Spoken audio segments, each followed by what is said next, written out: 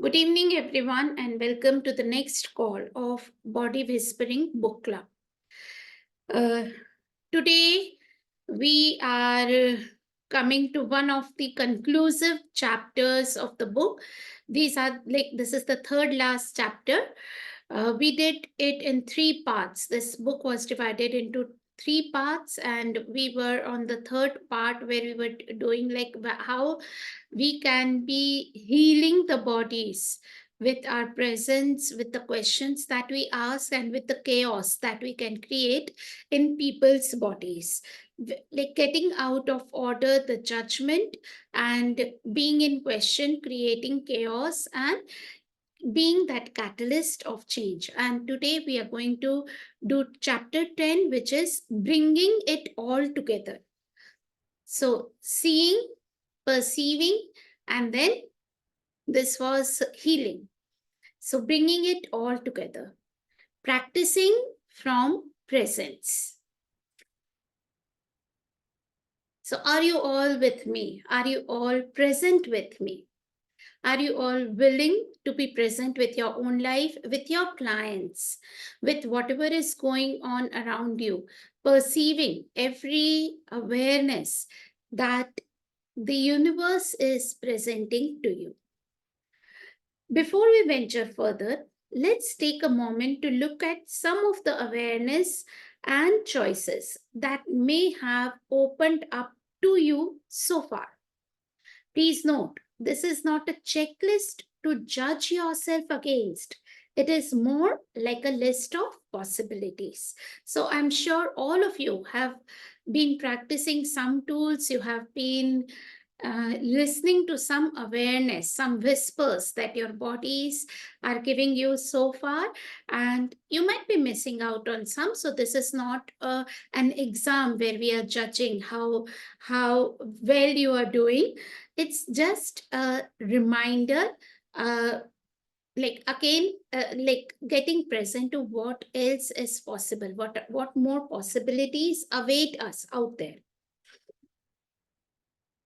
and also acknowledging what you have already created. So, the more you acknowledge, the more it starts showing up for you, the more you attract the whatever you acknowledge. Whatever you put your focus and attention on, that grows. So, better put your focus on the good things in life.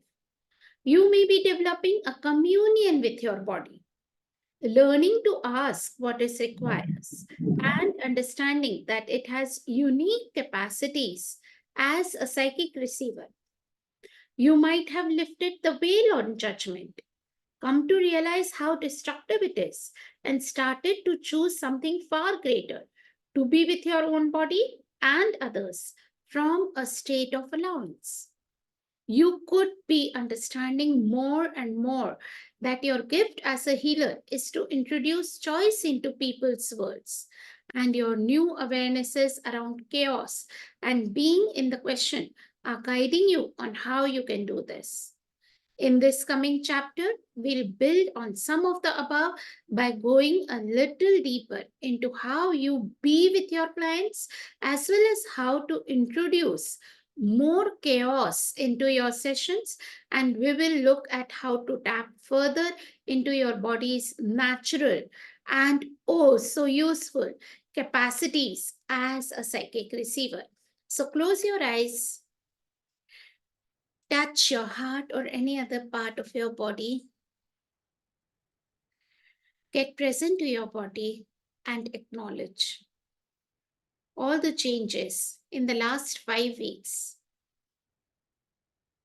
that you have brought about with your presence with your body, with your communication with your body, by just listening to the book calls or you just being present here, listening to the recordings, whatever has changed.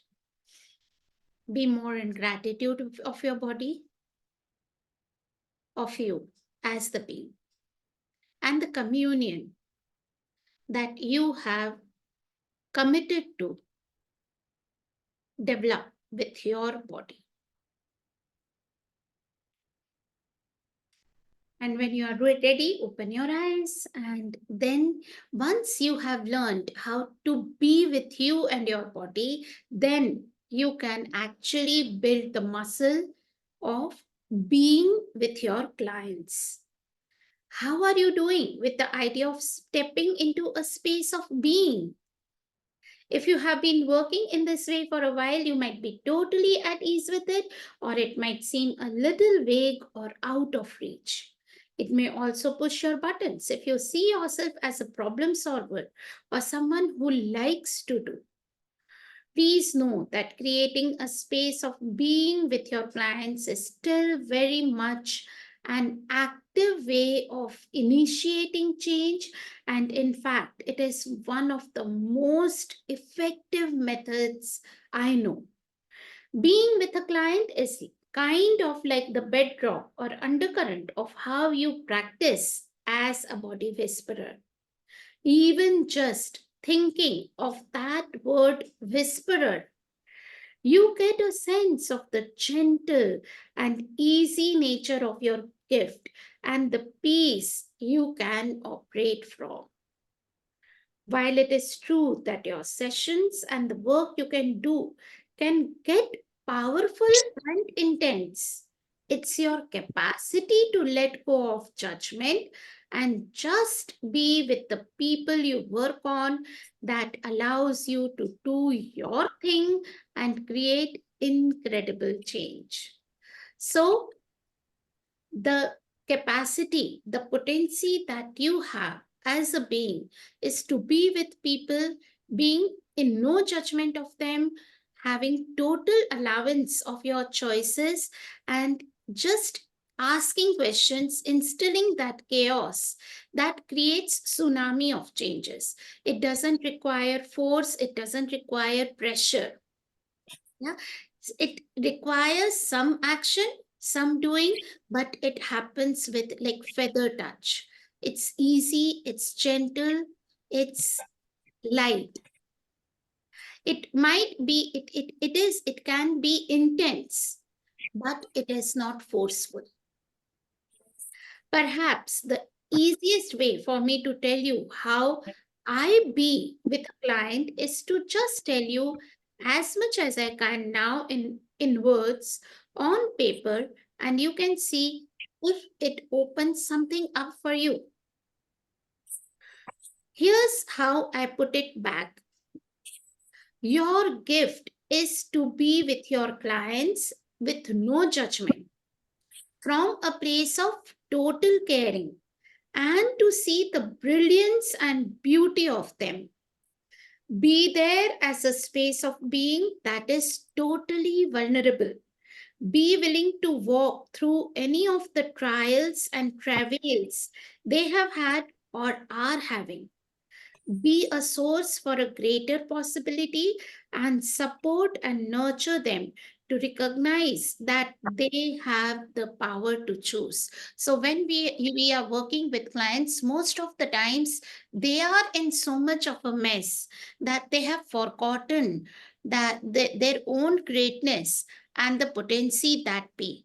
If you even without saying it, when you are not judging them for their choices, when you are just being with them and you are looking at their greatness, you are appreciating their beauty, not necessarily with words but just in your mind, something shifts for them and a new possibility starts opening. In practice, how I just be with a person. Dane describes how he works with his clients. First, I push down all my walls and barriers. I lower every single wall in my world. This lowering of barriers is how I get to that space of being that is totally vulnerable. I dissolve any and all the resistance and reaction, as well as every alignment and agreement. I am in a state of allowance and far, far away from judgment. And I just be with my client in that clear, pure, and sharp space. Energetically, I take their hand and I say, my brother, my sister, I am here for you and I am here with you.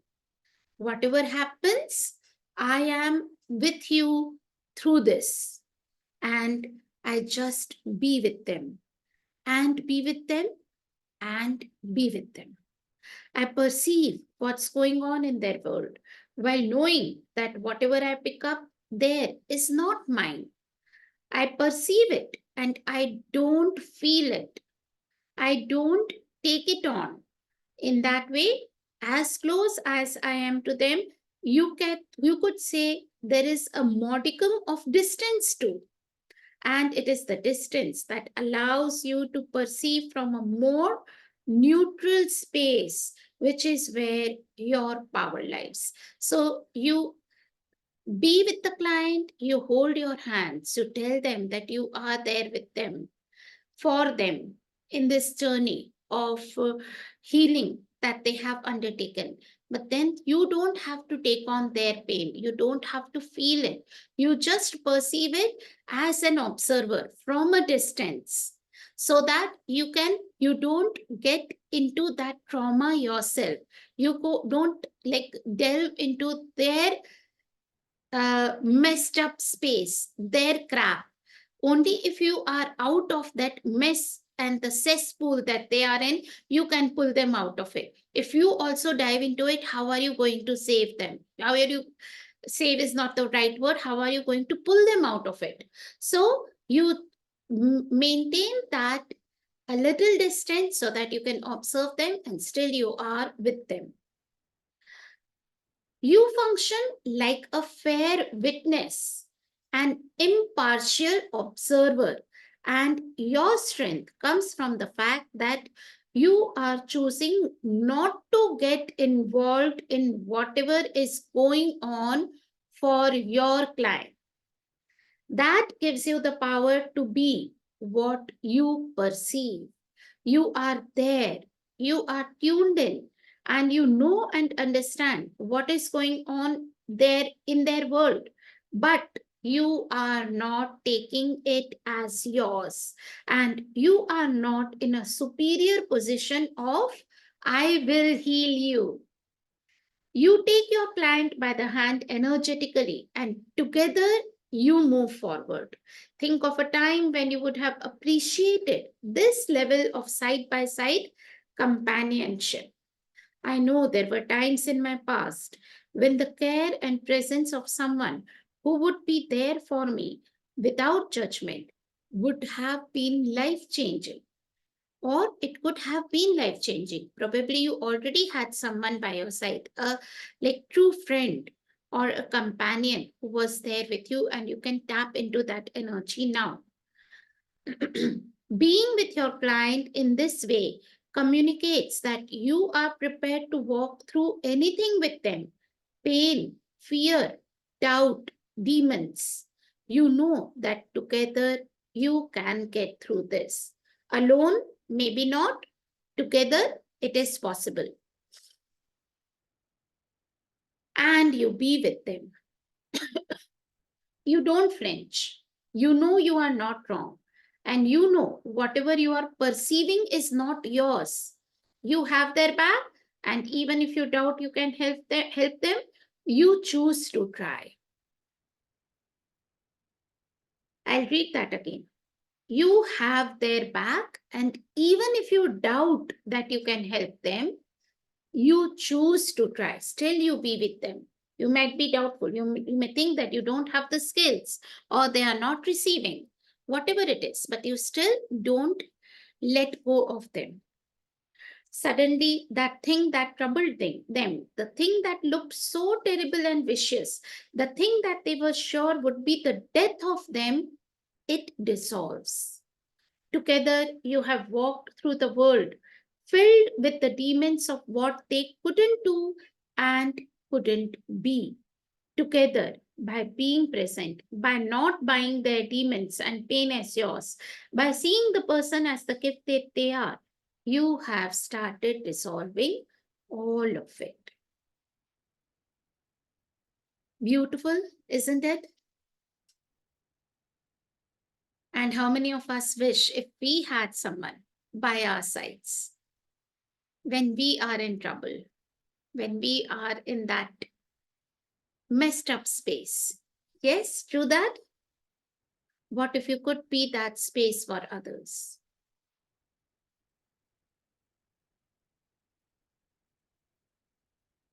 And then when you are on the other side, you talk to them, talk about a change in their body, a change in their psyche, a change in their level of peace, of joy, of possibilities.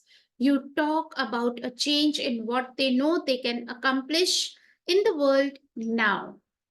You have guided them through facing their greatest fear, and you being allowance with them and for them is what walks them through it.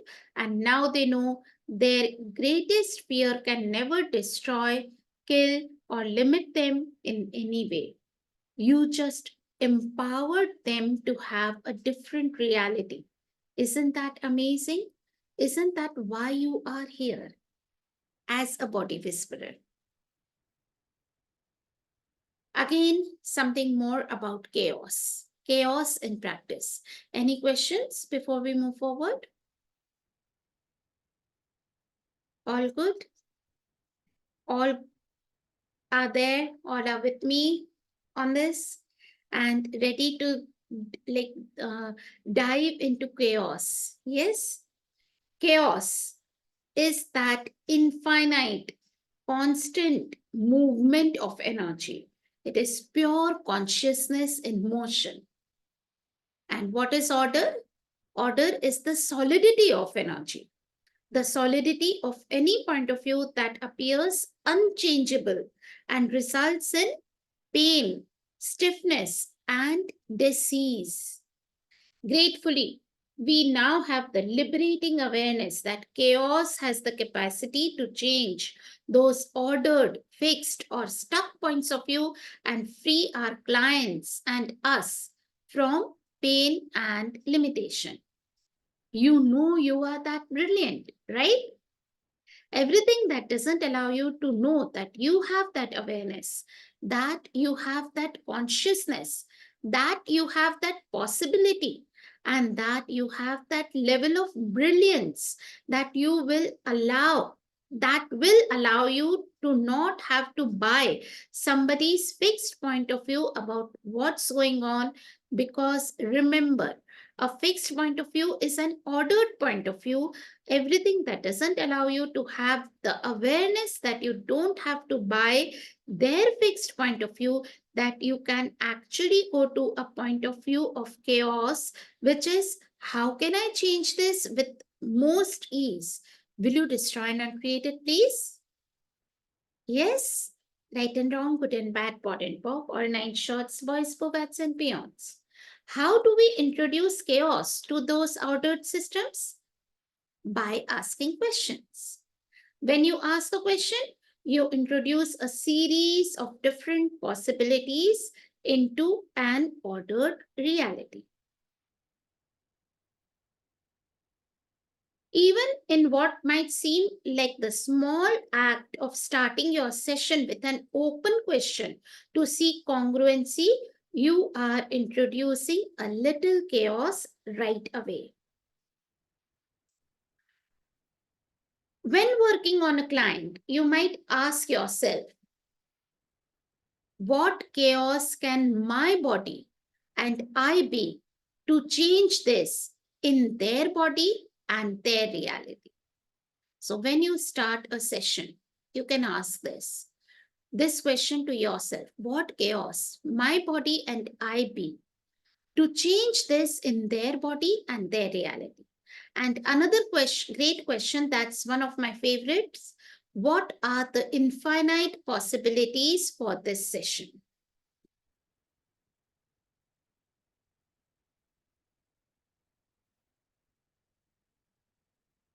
And you keep asking questions.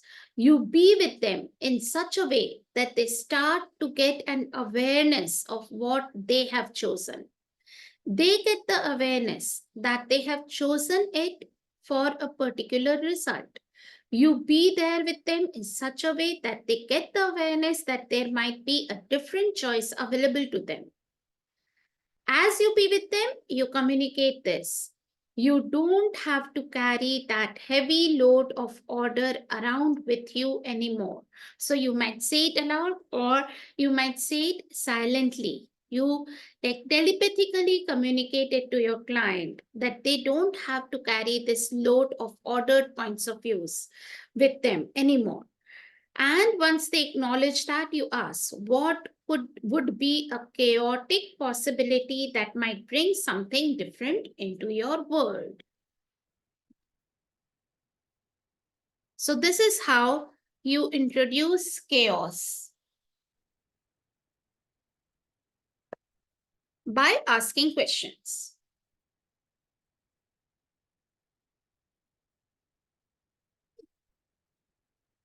Then Dr. Dane talks about something like an example from medicine world, Western medicine world, that how chaos works.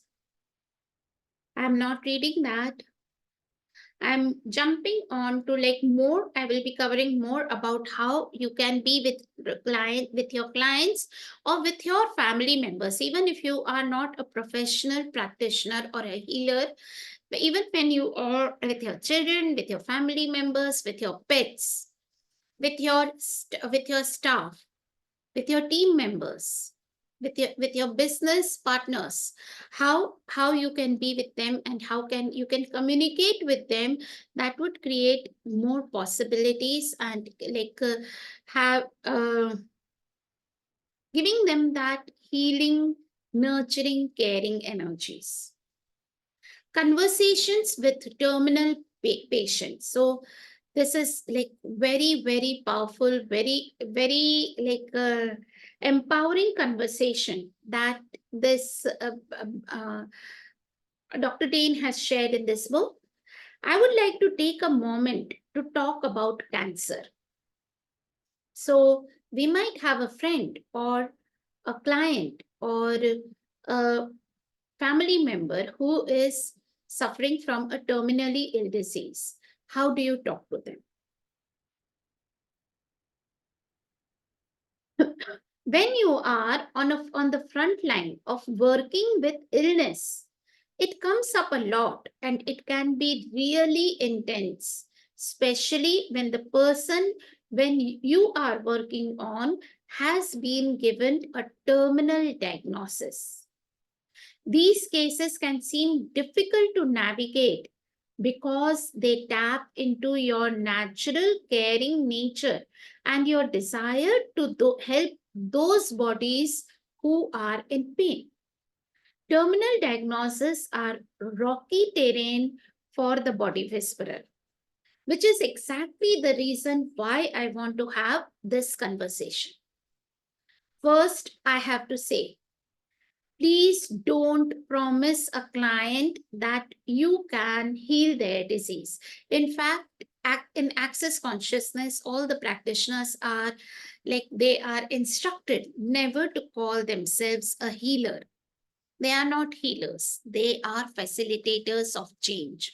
And that change can be initiated or catalyzed only when the other party is making a choice, when to get into the awareness and create a change.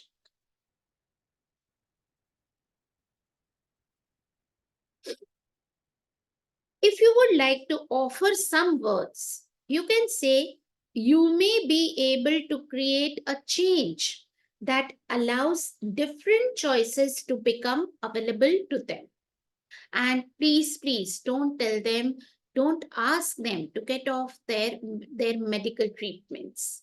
Let them continue with their medicines, whatever treatments they are going on, and just offer your services as an add on to gain more awareness, to have more ease for them to go through that process of change and If their medical diagnosis turns around, like people have found that the next report that the next test that they went through, it came out all clear, their cancer had gone away, but then never promise them that you are going to take away their disease, you can cure them. That is not a promise that you ever make. Cancer is actually order, although doctors will tell you it is chaos. Cancer is the result of a very highly ordered point of view that replicates itself in the patient's physical and physiological reality. I would like to share with you the question I ask any of my clients who have a terminal diagnosis. You might want to try it if it feels like it could work for you. Here it is. What are you dying to get out of? A very, very simple and important question. Whenever a person is choosing to have a terminal illness, they are trying to get out of something in their life, a condition that they just want to get out of and they don't know any other way. And unconsciously, they make a choice to create this disease that would get them out of their body and out of the situation too. So you just ask them, what are you dying to get out of? Now, this question will almost always elicit a strong reaction. So the person would most probably, they will react strongly. They'll fight it. They'll say, there is nothing. My life is perfect. Yeah, I don't have anything. I'm a strong person. There is nothing in my life which I cannot go through. I'm not dying to get out of anything. It's really unlikely anyone has asked your client this question before, and it is really unlikely their thoughts have even turned in that direction. Asking a question like, what are you dying to get out of? Always almost gets an answer or a statement like, I want to live. So they have not even realized that there is something that they want to get out of, and they want to die. Death would get them out of that situation. They would just say that they want to live. So that is what is going on in their cognitive world. Usha, I'll take your question in a while. When this happens, I accept what the client has said and I will add everything that doesn't allow that. Will you destroy and uncreate it, please? Right and wrong, good and bad, pod and pop, all nine shorts, boys, bobats, and beyonds. In other words, I pock and podded. So when you ask them, they will come up with different answers. You pock and pod all of them. Then I ask again, what are you dying to get out of? And they will tell me again, they want to live. And I pot in pocket that. Then I ask again, what are you dying to get out of? And this time, they might say something slightly different.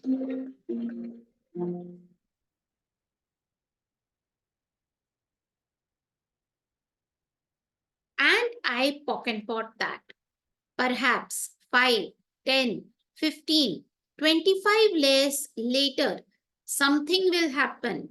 A shift will occur. It might sound something like, oh my God, I'm dying to get out of my relationship. Now, this is excellent for me and for them because at last we have the truth and the awareness is out in the open. Oftentimes, the person doesn't actually want to uncover or acknowledge that kind of awareness. It's too difficult and painful to face. I mean, it had to be. They created a terminal disease to avoid it. But here is the thing, that one awareness of the fact that they are creating this to get out of something that they don't think they have a choice for, that is the introduction of chaos into an ordered system. That single awareness allows them to finally come out of the order because the order tells them that's the only choice they have. I have never seen a physical problem that did not have a point of view attached. I have never seen a physical problem that was just a physical problem. So every physical problem has a fixed point of view attached to it. And when you ask those questions, you are making your client get the awareness of that point of view, which is keeping them stuck and causing the discomfort in their body. Again, I have to emphasize any change that occurs is based on their choice. I would never claim to heal anyone. I would only claim to give people the awareness that they can make different choices for their body and their future. Yes, Usha, you had a question.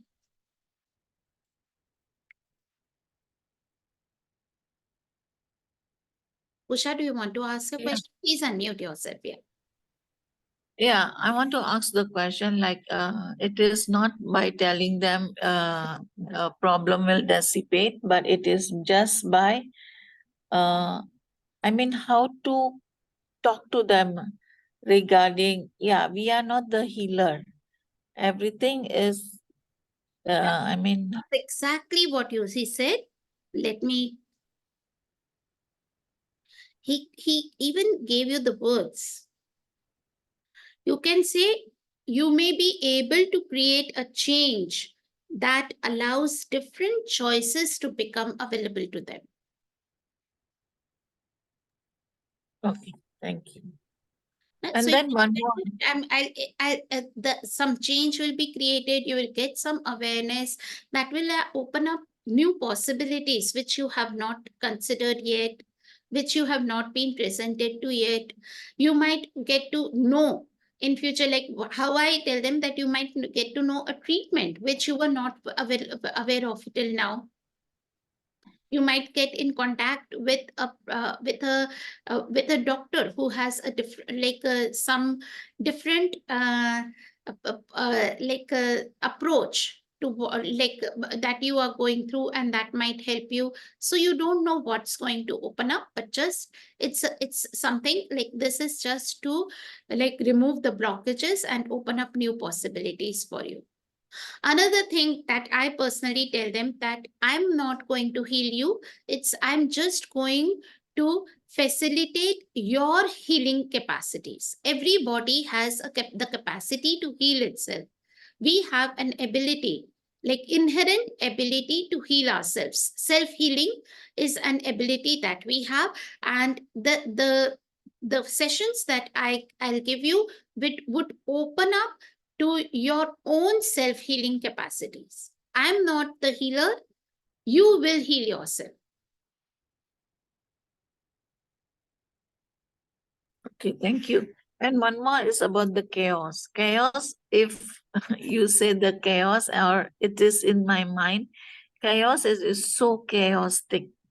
But in this, when Gary was saying or Dean was saying, it is in the form of question that will open up the doors of possibility, right? Hmm. Now, my question is, what question in that situation can we ask more to have ease for that? So, all the judgments that you have about chaos, will you please now destroy and uncreate it all times about it? Right and wrong, good and bad, pot and pop, all nine shorts, spice, bogats, and beyonds. And the questions is what else is possible? What else? Thank you. What is right about this? I'm not getting. What is that one step that I can take today?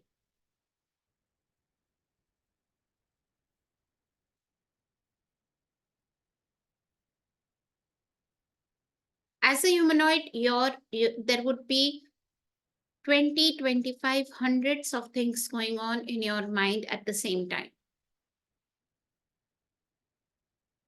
Then you can ask what requires my attention today. So questions.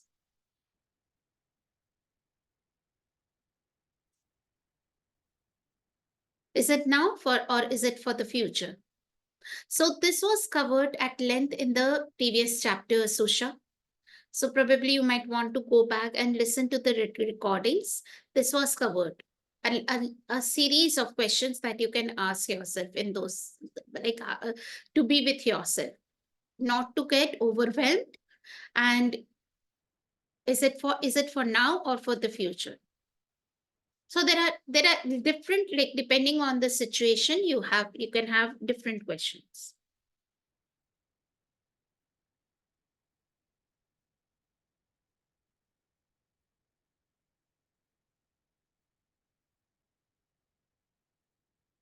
Does that help? Yeah. Okay, great. Thank Thank you. So next topic, tapping further into your body as a psychic receiver. So in the first or second chapter itself, your body as a psychic receiver, your body is a psychic receiver. We had seen that how we get, like our body is all the time perceiving what is going on in the environment, other people's thoughts, feelings and emotions, even their pains and discomforts. Our body would perceive it. We stop calling it feel it from now on. Be more present with the words that you use, so you just perceive it. When you feel it, you actually make it yours. So don't say I'm feeling it, just say I'm perceiving some pain in my body. And then you ask, so the tool, can someone tell me what tool you use there? Who does this belong to? Exactly. So you ask, who does this belong to? So more than 50% of what's going on in your body is not yours, and 98% of the things that are going on in your mind are not yours. So just ask that question. And this is what is emphasized again.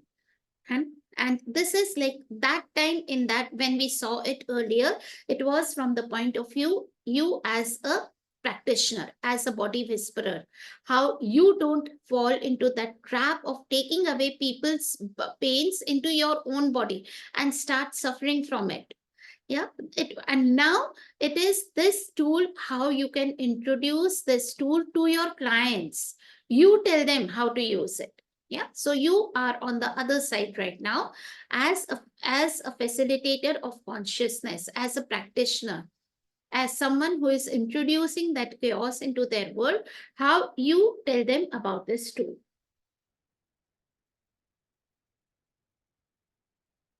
Why who does this belong to is so relevant to you as a body whisperer.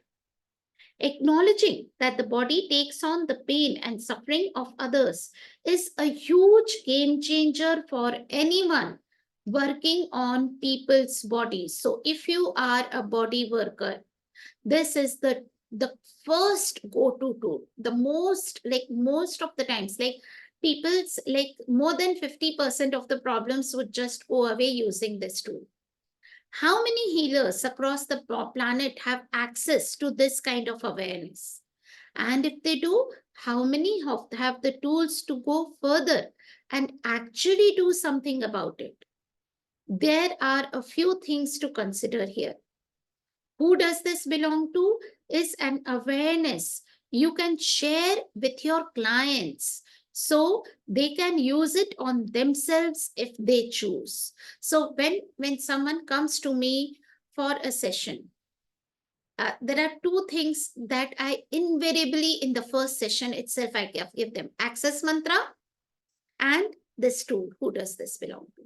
And if they can go a little further, another tool, interesting point of view, if they can receive it. But these are the two things I always give people, whether they know access or don't know access. You give them this, and like uh, more than half of their problems are resolved by these two tools itself. It's a tool you can use as you work on them. More on that in a moment. It is also a tool which is specially useful for you as a healer to use on you. It enables you to keep your capacity to take on either other people's pain and suffering in check.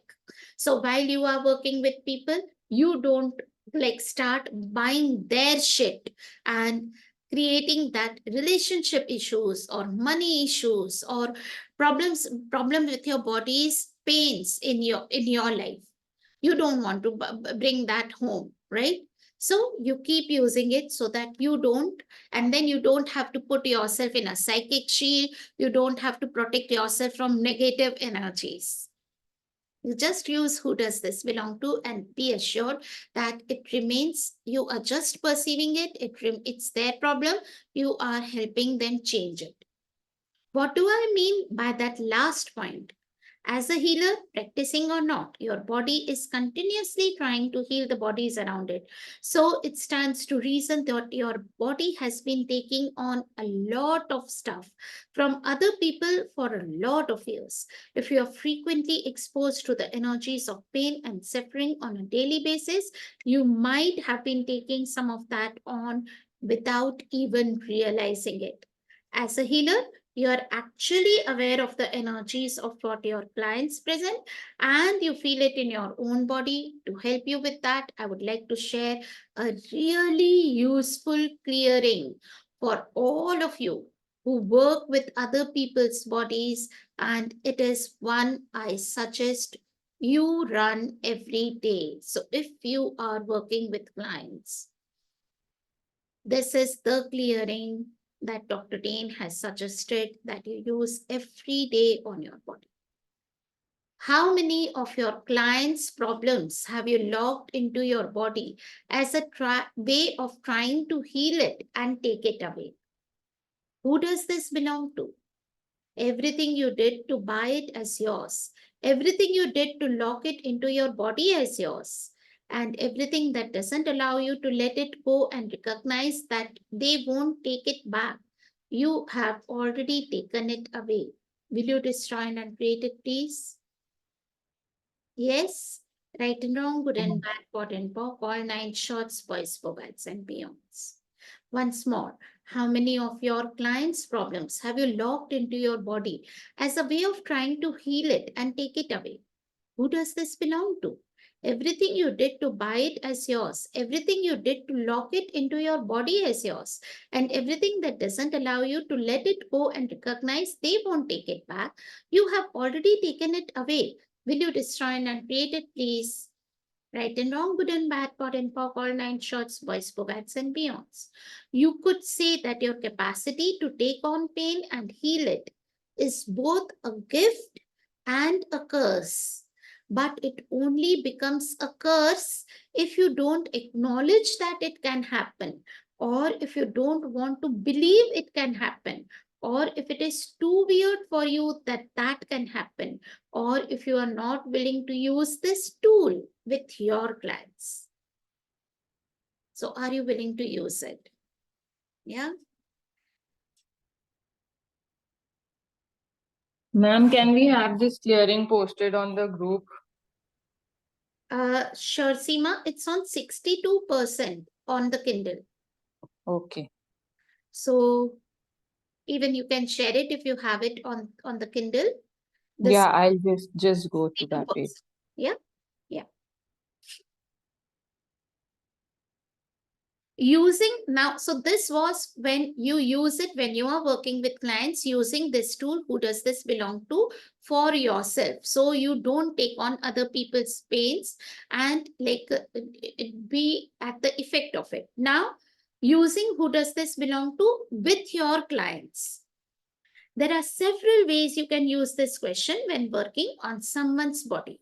First, you can offer a client the awareness that their pain might not actually be theirs at all by sharing those two insights that I gave you back in chapter 4. So, in chapter 4, we had read at length about that how our body takes on other people's pains and sufferings, and even we are like psychologically we pick up other people's thoughts, feelings, and emotions. Both of that was given. You can share that awareness with your clients. So As a two-liner, he has given between 50 and 100% of what goes on in your physical body may not even be yours, and 98% of what goes on in your mind doesn't belong to you. So, with more explanation, you can share this with your clients. Now, as I'm sure you know, not everyone on the planet is ready for that kind of communication. So use your own discretion when it comes to deciding who will receive this information, and be open to acknowledging it. So you don't just blurt it out. You be with your client, see where they are going, how much they can receive. If they can hear it, then you share this information with them and you give them this tool.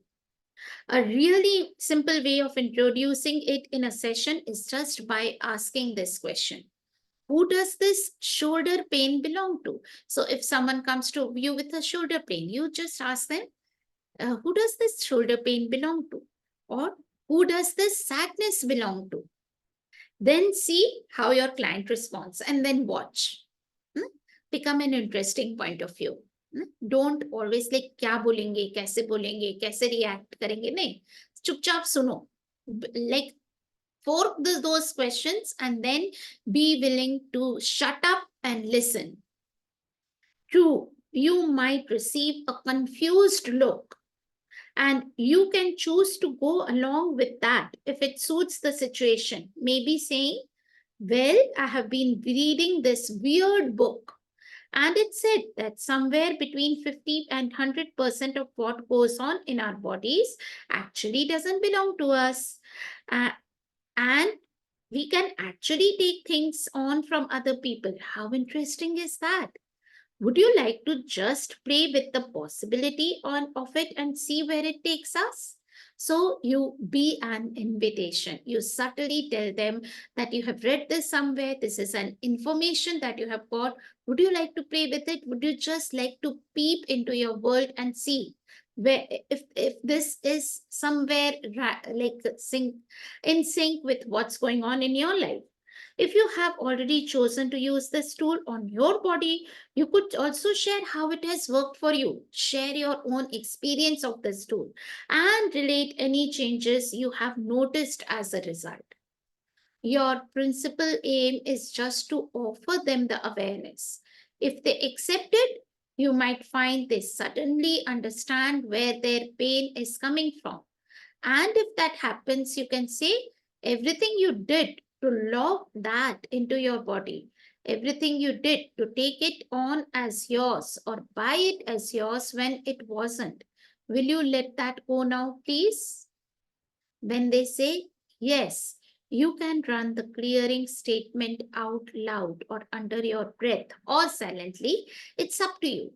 Right and wrong, good and bad, pod and pop, all nine shorts, boys, bovets, and beyond. So it's again like up to you whether if they would be not like too much astonished, not like एकदम से उनको झटका नहीं लगता हो के clearing statements उनके, so you can say it aloud. Otherwise, you can say it silently in your own mind, and it would work as beautifully.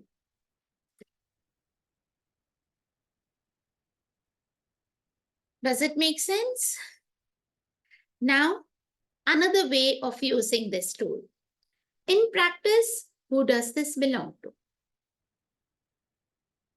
Dane says, I would like to share a story how I introduced this question to a client when I first discovered it. Back when I was still a practicing chiropractor, I had a patient with excruciating back pain, and I had been treating him for several months without creating any long lasting change. Each week, this guy came into my practice with pain he described as an 8 out of 10 on the pain scale. I would work on him for an hour and the pain would go down to a 2 or a 3.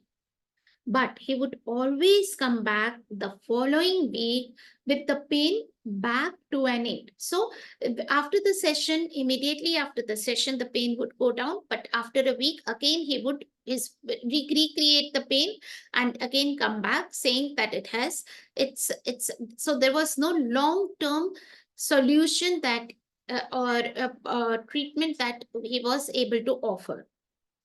It was incredibly frustrating to the point where I recommended he try another chiropractor because I just couldn't create the results that he needed. But he was adamant that he keep coming to me. Even though I could only get him out of pain for a short amount of time, it was the only relief he could get and he needed it. This was around the time that I started going to access classes where I was picking up and learning the kind of tools I'm sharing with you now. When one particular week I was introduced to this very tool, who does this belong to? I instantly thought I'm going to try this with my excruciating back pain guy. When he next came into my office, it took him about 5 minutes to relax enough to get to my table and lie down. Once he was settled as he could be, I said, "Hey, I have got a weird question. Who does this back pain belong to?" He pushed himself up, looked over at me, and said, "My wife." Now, this was a guy who could barely move a moment ago, and there he was, popped up, looking at me like all that pieces of puzzles had just fallen into place. It transpired that earlier in the year, his wife had hurt her back really badly and had been in terrible and continual pain for months. She had had surgery and it had only worsened her situation. This man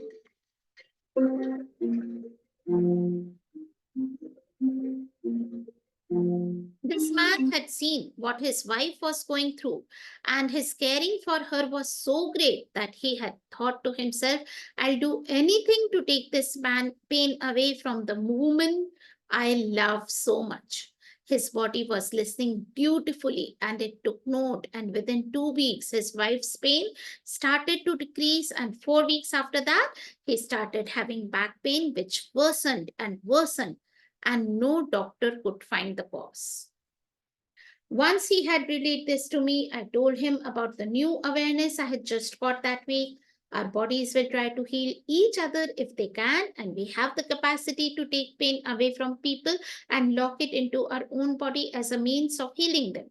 I added that we are especially good at that when the person is someone we care about. This awareness resonated so much with him that in the hour that followed, we got him out of 98% of his pain. And this time, the results were long term. He still has a small twitch that won't completely go away, but his entire life has changed, and all from the application of this tool. Who does this belong to? The essential piece of information here is this: if somebody has bought something as theirs, if they have taken on the pain or some suffering for somebody else, they can't change it or heal it until they acknowledge that it wasn't theirs in the first place. That's what happened that day in my practice. One acknowledgement that the pain wasn't his allowed the change I hadn't been able to initiate until that point.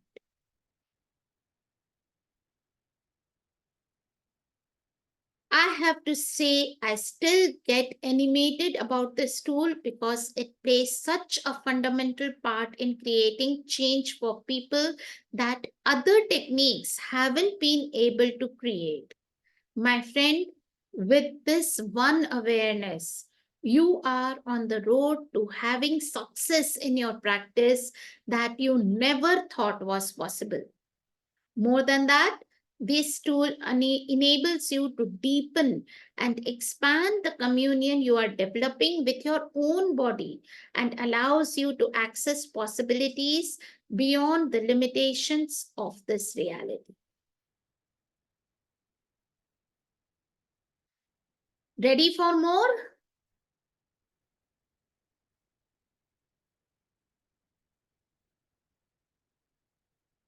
Are you ready for some more, or shall we stop here?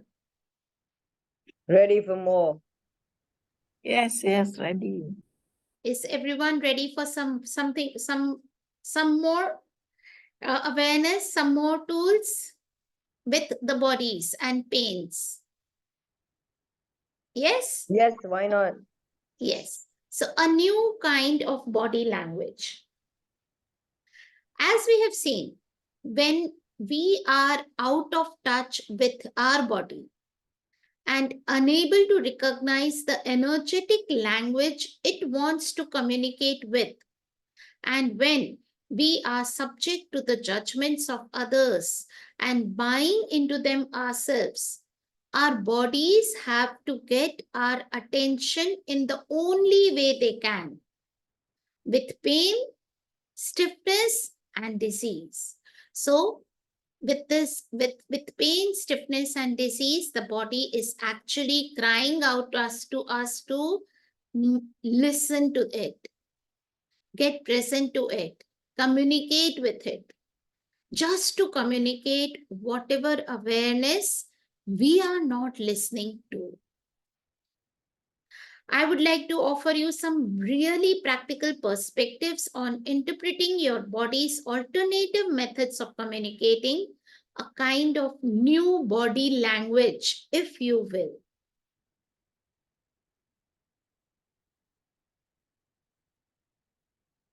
A great general starting point. If you notice or get a sense of heaviness or intensity when you ask who your pain belongs to, is to follow that up with what other question do I need to ask in order to change this? So, okay, so let me read a little about that. When you experience any kind of physical pain, your first stop is, who does this belong to? So a person has come to you, or you yourself are having a pain in your body. What would you first do is, first tool to use, who does this belong to? And if it lightens, it's not yours and you can let it go. Okay. What we are looking at here are more questions and tools you can use when it is heavy. So when you are asking who does this belong to and it's not changing, it is not lightening up for you or for your client, then what other questions can you ask? In other words, when it does belong to you or when you have bought it as yours, then what you do? Then you ask, what other questions do I need to ask in order to change this? And also, what other question do I need to ask in order to get the information to change this? Yeah. As always, ask and perceive and never expect immediate answers. Now, so that awareness may come after a day or after a month or after a year. So be with the question, keep asking questions. Now let's get a little more specific in terms of areas of the body where pain commonly presents itself. Warning, this new kind of body language can be very literal. You might want to kick yourself when you realize how plainly our bodies are speaking to us. So first kind of pain to look at, neck pain. Neck pain in the neck, pain in the neck.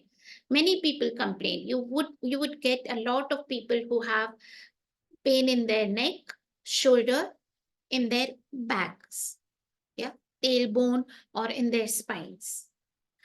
So, as you are a seeker on a planet full of people wrapped up in judgment and operating from anti-consciousness, you might find yourself noticing how much of a literal pain in the neck this reality is. So literally, this reality, this fucked up reality, the kind of anti-consciousness and unconsciousness that is prevalent around us, like it could become the pain in your neck. Yes, a physical pain in the neck really can be the result of a metaphorical one. Ask. So you get so fed up as a psychic, and as you are so sensitive and you are aware that the kind of anti-consciousness that you are going on, and you know that there are tools to change it, but you feel that you are unable to change anything, and then it becomes a pain in your neck, literally, and then you might get start having pain in your neck. Who or what is the pain in the neck that I am not acknowledging? So the question to ask is, who or what is the pain in the neck that I am not acknowledging? And then add, let's destroy and uncreate it. Right and wrong, good and bad, pot and pop, all nine shorts, boys, bobets, and beyonds. Do this a few times. As I just said, there are opportunities, a plenty in this reality for a metaphorical pain in the neck to present itself in your body. Ask again, who or what is the pain in the neck that I am not acknowledging? So it could be a person, or it could be a situation. Who or what is the pain in the neck that I am not acknowledging? And you actually don't have to do anything about it. Even if there is a person who is changing anti-consciousness and that is creating the pain in your neck, once you acknowledge it, that you, oh wow, this person is doing this, which is creating this pain in the neck, you can just like let it go. With that awareness itself, the pain starts disappearing. As always, you are not looking for immediate answers, though it's possible you might get them. You are just looking to dissolve that solid energy. Run the question and clearing over and over and over. And you will notice the neck pain starts changing. So, this was a tool for you and for your clients who come with a neck pain. Did everyone get it? All good with it? Okay, so the next one, lower back pain. So one of you can create a kind of notes. If Seema, if you can do it, but with that clearing that we can run from this chapter, first thing, then these small things for neck pain, what could be the tool for the lower back pain? What is the tool to do? So it could be a quick reference. Seema, would it be fun for you to do it? Seema might be having her dinner. So, lower back pain. Get ready for another really literal message from the body. If anyone else wants to do it, please let me know if they can put it in a kind of short notes or document kind of a thing. These just simple points, picking up these points and putting it crisply together for a quick reference. So, if you are experiencing back pain, so anyone here on the call who is having back pain right now? If you have, you can unmute yourself and we can work on you. Or if even if it is like if you don't have it right now, if you whenever you have it, or you find someone whom we are okay. Sonal, can you unmute yourself? Yes, I have back pain. Gotten a cramp on left side. Yeah. So you right now, Sonal, connect with your body and ask, what are you hiding behind you? No idea. What are you hiding behind you? Yes, again, it can be that obvious. This one requires a slightly longer process because so many of us push our light and our potential for greatness behind us. So we put all our greatness, potency, our capacities, our skills, our lights behind us. We keep hiding them. So, what are you holding and hiding behind you so dynamically, Sonal, that if you didn't, would make you aware of a level of power, potency, presence, and capacity you are not sure you can handle. Right and wrong, good and bad, bought and pop, all nine shorts, boys, bogats, and beyond. So for everyone of us who are on the call or who would listen to the replay again, what are you holding and hiding behind you so dynamically that if you didn't, would make you aware of a level of power, potency, presence, and capacity you are not sure you can handle? Right and wrong, good and bad, pod and pop, all nine shorts, boys, bogats, and beyond. So if you could hear it, actually, we are afraid of our own potency. हम खुद से डरते हैं अगर मेरा वो power सामने आ गया, मेरा वो गुस्सा, काली का स्वरूप आ गया सामने, तो दुनिया तबाह हो जाएगी. So we just keep hiding it. We don't allow it to come forth. So Sonal, can you just, is it getting better? Can you just push down your barriers? Let this just expand and let this clearing run on you, and you might want to like run it more times, few more times. Is something showing up for you? Do you want to share something? Is there something that you are stopping yourself from being or doing to keep someone comfortable in your life?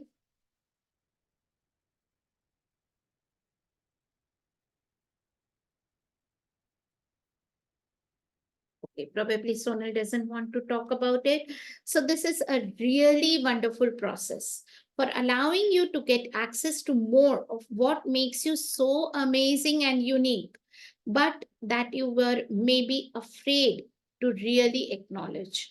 If this idea is feeling light at all to you, please run that process a few more times and really let the light and the space into your world. So I will run it couple of more times. What are you holding and hiding behind you so dynamically that if you didn't, would make you aware of a level of power, potency, presence, and capacity you are not sure you can handle? Everything that is, will you please now destroy and uncreate it all? Times the Godzillion.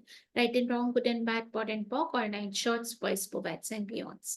What are you holding and hiding behind you so dynamically that if you didn't, would make you aware of a level of power, potency, presence, and capacity you are not sure you can handle? Everything that is, will you please now destroy and uncreate it all? Times the Godzillion. Right and wrong, good and bad, pot and pock, all nine shorts, boys, bobats, and beyonds. Then knee pain and foot pain. For knee pain, you can ask what needs, NEEDS, needs. For what needs have you decided you can't handle or can't stand? So if you have knee pains, ask what needs have I decided I can't handle or can't stand? If you have pain in the foot, for foot pain, ask what is it you have decided you can't stand?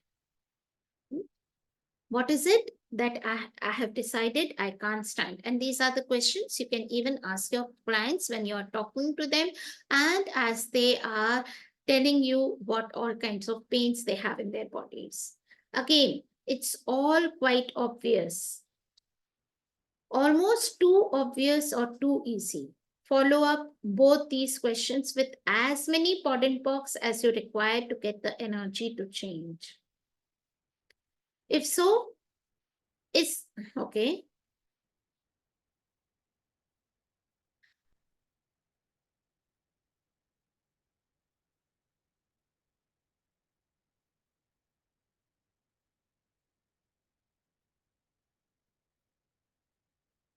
So is it's all quite obvious, almost too obvious or too easy. In fact, a lot of what I share with the world seems too easy. It puts some people off, which is kind of weird, right? So some people might be just pissed off with these questions that you ask them. And then you might want to run this clearing. What energy, space, consciousness, and choice can my body and I be to have total ease perceiving, knowing, and receiving all of the ease beyond this reality that my body and I truly be? Right and wrong, good and bad, pot and pock, or nine shorts, boys, bovettes, and beyonds. And what have I decided are the bounds of reality that I cannot go beyond, cannot experience, and cannot choose, that keep me from being the miracles my body and I truly be.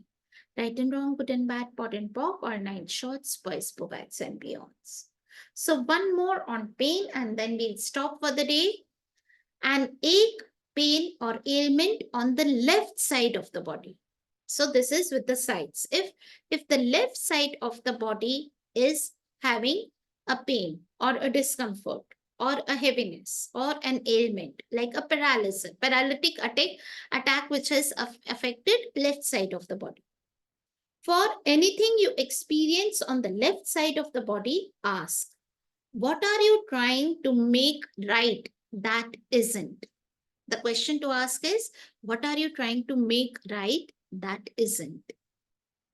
So there are things like we want to make our relationship very right, or we want to make our business or job very right, or our child very right, or something like that. And then it would show up in the left side of your body. What I find really cool about getting in touch with this new kind of body language is that there is a certain amount of creativity available when you put some of these concepts together. Say, for example, you or a client has left knee pain. So it's on the left side of the body and it's a knee pain. So what was the question for knee pain? What needs have you decided you can't handle or can't stand? And for the left side of the body, what are you trying to make right that isn't? So the combination of both a possible question could be, who, what, or whose needs are you trying to make right that are not? So knee pain, it is about needs, someone's needs, and it's on the left side of the body. So there is something which is not right, which you're trying to make right. So the combination would be, what or whose needs are you trying to make right that are not? I used this particular one with a client who had a dynamic light bulb awareness from that one question. Oh my God, she said, my father, he totally needs me. And I hate the fact that he needs me. And I feel like a bad daughter because he needs me. And I don't want to help him out because he is such a mean man. So she is trying to, like, she could see it's an awareness that he's mean. He's continuously depending on his daughter. He keeps saying that he needs her so badly, and sometimes people may just keep on saying how much they love you. That is a trap that they are going to put you on. It's another way of saying that how much they need you, how much they are dependent on you. And you make yourself, you know the energy that this is not the energy I want to be in. I want to run away from them. But then you make yourself wrong from like even moving away from them and taking care of your own needs, taking care of yourself, or your own life. You don't create in your life because you have to take care of them. Yeah. And then it shows up in the left side of your body because you are trying to make something right which actually is not. Do you get this? Does everyone get that energy? It's not selfish. It's more of being willing to, like, including yourself also. The beauty of these questions is that they allow you to start to get the energy of the story your clients are telling themselves, and or what they are living with, that is creating the physical manifestation of pain. What are you making of all this? If nothing else, please know that your body is way more aware than you could ever think. So when you ask them these questions and when they get their awareness, their body starts feeling better.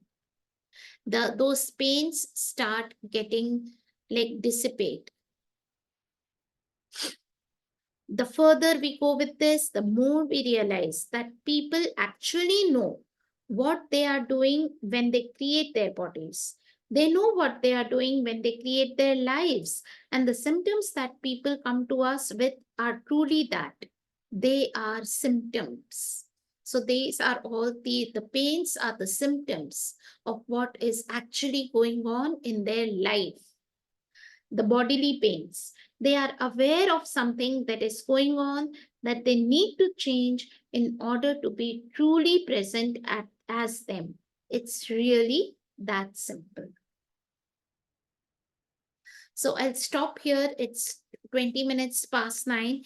This is a long chapter. There is more on depression and anxiety, which would actually, I would like to cover it in the next class so that you would be more present and there would not be too much to play with and to absorb in one session.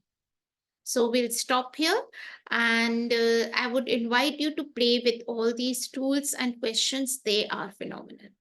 I have used them on myself, and every time with every pain, anything that shows up, there was a lot of itching on my left hand a few days back. And then I started asking this question, no? That what am I trying to make right with that is not? And then there was awareness that showed up, something that was going on in my relationship with my son. And then that itching started going away. Otherwise, I had to actually take like and allergy pills for a day or two to actually have a peaceful sleep. It was that bad. But as I started asking these questions, it actually dissipated. I had more ease with my body. And so play with these tools. They really work. Have fun. Can I ask here? This is the pain on the left side, but On what about the pain on the right side? what is right about you that you are not acknowledging. Mhm. It's not in the book. Okay, so there is a note by Gary he had shared somewhere about the left side of the body and the right side of the body. I'll share on the group.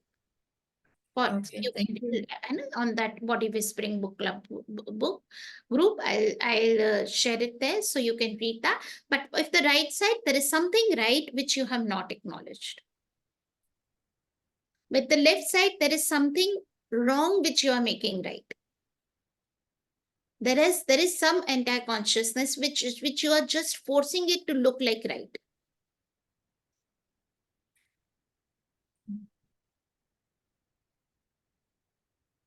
Thank you. Okay. Yeah. And again, I had mentioned, but then as we are coming closer to the dates of my Ahmedabad visit, it's from 19th to 25th of April. I'm going to be in Ahmedabad. I'm going to conduct a bas class there on Saturday, 20th of April, and a foundation class after that. Either it will start on Sunday or Monday for the next 4 days. I'll be also doing some one-on-one sessions and whatever shows up if a bar probably a bar swap event there. So if you want to come over to Ahmedabad and play, or if you have someone whom you would like to introduce to this uh, to these classes or sessions, you might want to inform them. Yeah. Okay, so thank you everyone. Thank you for being here. Thank you Thank for you so much, ma'am. like Thank you. having like being aware, getting these tools and awareness with your bodies. Bye bye. Good night.